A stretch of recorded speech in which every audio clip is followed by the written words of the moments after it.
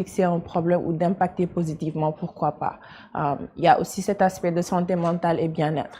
Comment encadrer l'athlète. Donc, notre approche est un peu holistique. Il y a plusieurs aspects qui font d'un joueur un professionnel et on essaie de commencer ça à la souche et vraiment les accompagner. Effectivement, ça veut dire qu'il y a non seulement le volet éducatif, mais il y a aussi le volet sportif. Sport-études. Sport-études, effectivement. Oui, Tenning. Moi, je voudrais poser une question à M. Favre. On vous connaît beaucoup plus à travers les sports de combat et autres, et maintenant on vous découvre dans le basket. Est-ce que c'est aussi une découverte et aussi on peut s'attendre à ce qu'il y ait vraiment d'autres collaborations, surtout en vue du Basketball Africa League? Oui, bien sûr. Notre projet global de l'ensemble du groupe aujourd'hui, c'est de soutenir le sport, la culture et la jeunesse ici au Sénégal et en Afrique plus largement. Donc, de manière naturelle, nous avons effectivement démarré dans la lutte, les sports de combat, le fitness, mais ça ne s'arrête pas là. Je veux dire, aujourd'hui, on s'adresse à toute une jeunesse, et toute une jeunesse ne fait pas forcément qu'une discipline sportive. Il faut au contraire soutenir tous les acteurs comme Dosso qui, dans le basket, œuvrent à professionnaliser, à aider cette jeunesse, à la structurer, à avoir une vraie vision, à la professionnaliser. Et quand des acteurs sur le terrain font ce genre de démarche vraiment professionnels, le font pour les jeunes et pas simplement pour leur ego ou pour leurs petits intérêts personnels, pour pouvoir briller un petit peu, mais vraiment le faire avec cœur, avec passion et avec professionnalisme pour la jeunesse, c'est l'ensemble des disciplines sportives sénégalaises qui vont pouvoir s'organiser, se structurer et après à aller à l'extérieur. C'est ce que l'on a fait aujourd'hui avec la lutte, effectivement, qui est un des premiers sports nationaux avec le football, le basket. Et effectivement, la démarche était de dire comment peut-on fabriquer des véritables champions? Comment pouvons-nous exporter et aller obtenir des médailles à l'extérieur? Eh bien, ça passe par l'éducation, par la formation, et qu'elle soit, comme le dit Dosso, vraiment qu'elle soit vraiment holistique, c'est-à-dire que la réussite, elle est multifactorielle. Être super doué, comme on en a beaucoup ici au Sénégal et en Afrique, c'est-à-dire des gens génétiquement extrêmement doués avec beaucoup de talent, mais le talent, sans travail, sans entraînement, sera toujours inférieur à quelqu'un qui, lui, travaille, mais avec un peu moins de talent. Donc c'est pour ça que nous, notre rôle, c'est de soutenir toutes les disciplines sportives qui ont une démarche honnête, sincère, qui est dédiée pour les jeunes sur le terrain. Et on sera toujours là. Effectivement, donc ça veut dire une vision et des objectifs. Alors Dosso, pourquoi le 1v1? Parce qu'on sait que c'est quand même un exercice très difficile, un contre un, deux basketteurs qui vont quand même pendant des minutes se donner à fond sur le plan technique, sur le plan physique, sportivement. Pourquoi le 1v1? Bon, le 1v1 parce que comme Alioune Diouf le dit si bien, un de mes collègues, on enlève tous les déchets. Tu n'as pas d'aide, c'est toi contre ton adversaire. Donc ça permet vraiment de montrer ton talent offensivement et aussi en défense. Ça permet aux joueurs de savoir où ils sont forts et où ils ont des lacunes pour pouvoir s'améliorer et vraiment adresser ces parties-là de leur formation ou de leur développement personnel. Et aussi, ça permet aux recruteurs ou bien aux coachs de voir vraiment le talent brut qui existe ici au Sénégal. Et les confrontations, ce sera poste par poste ou bien par exemple, on peut voir un pivot qui va faire face à un meneur. Est-ce qu'on verra un ailier fort qui va faire face à un pivot? Ce sera meneur contre meneur, pivot contre pivot. Comment ça va se passer? Bon, au début, le jour des tryouts, on les a séparés par groupe.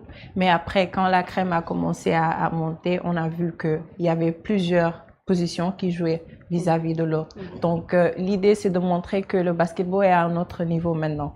Donc, même si tu es un pivot, parfois on voit des pivots qui défendent sur des ailiers. Oui. Donc, avoir cette capacité-là de sortir et de descendre et de bouger des jambes, c'est des capacités techniques et tactiques que chaque joueur a besoin de développer. Donc, il n'y a pas juste meneur contre meneur, ailier contre ailier. Le basket est à un autre niveau en ce moment, donc on essaie de bouger avec.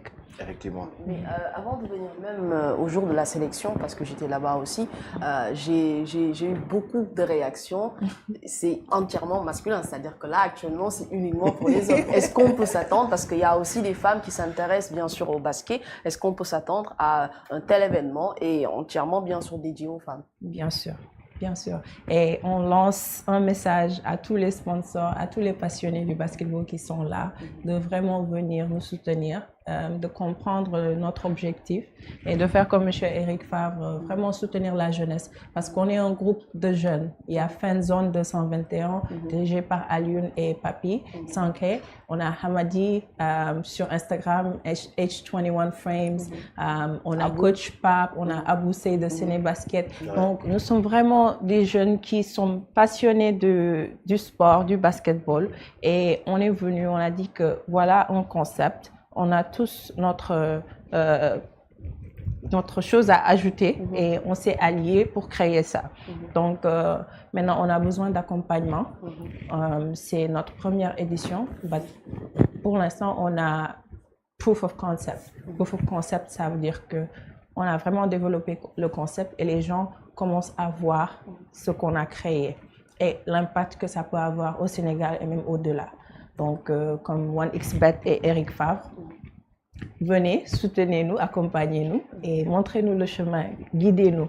Effectivement. Est-ce que ce projet aussi, c'est pour répondre aux préoccupations des entraîneurs locaux dans le basketball sénégalais? Parce que la plupart du temps, ils se plaignent du recrutement au niveau des équipes nationales. Par exemple, lors des dernières compétitions afro-basket masculin, afro-basket féminin, il y en a certains qui n'étaient pas d'accord avec la sélection de certains joueurs expatriés, alors qu'il y a de très bons talents ici sur le plan local, dans le championnat local sénégalais.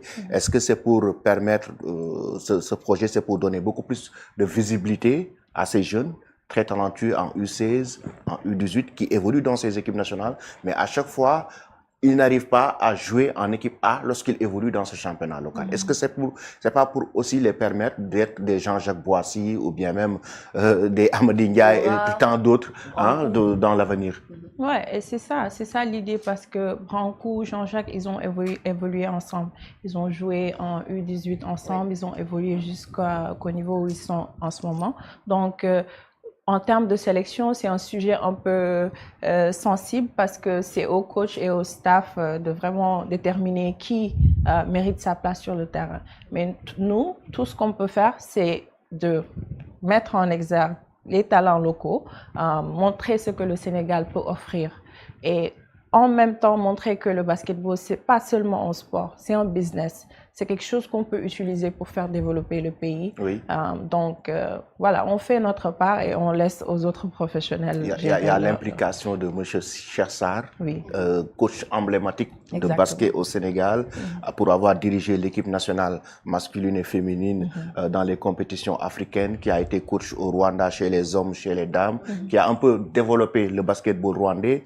L'implication de cette personnalité du basketball sénégalais, qu'est-ce que ça veut dire? Est-ce que aujourd'hui on peut copier le modèle rwandais pour l'instaurer au Sénégal et avoir quand même un basketball qui va rayonner sur le plan africain? Non, vraiment, en ce qui s'agit du modèle rwandais, déjà c'est un Sénégalais qui a mis ça en place au Rwanda. On commence là-bas d'abord. Donc, coach Chersar, coach et docteur Chersar, Exactement. ce qu'il a eu à accomplir en tant que jeune